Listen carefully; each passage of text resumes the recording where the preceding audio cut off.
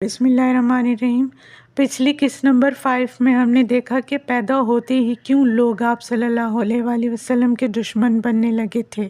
دائیوں نے بھی نہیں لیا آپ کو، کنیز نے دودھ پلانے سے کیوں انکار کیا، اور بی بی آمنہ نے نہ چاہتے ہوئے بھی اپنے پیارے لاڈلے بیٹے کو کیوں صحرا بھیجا۔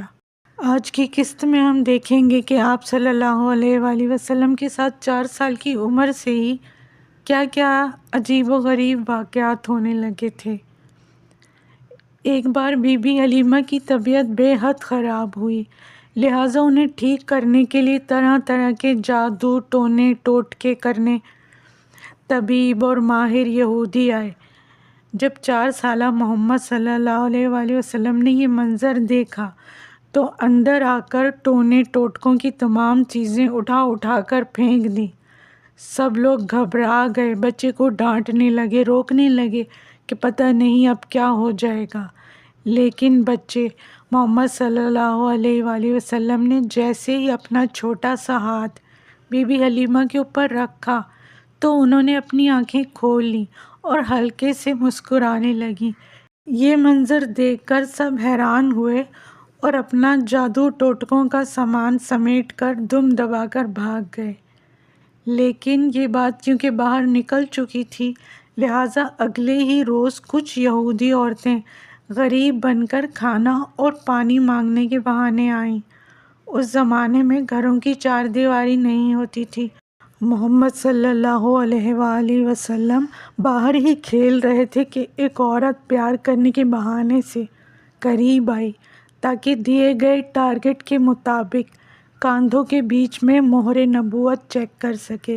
لیکن بی بی حلیمہ جو کہ آپ صلی اللہ علیہ وآلہ وسلم کی بہت کڑی نگرانی رکھا کرتی تھیں، فوراً ہی قریب آ گئیں اور پتھر اٹھا کر مارنے کی دھمکی دی اور سب کو بھی بھگا دیا۔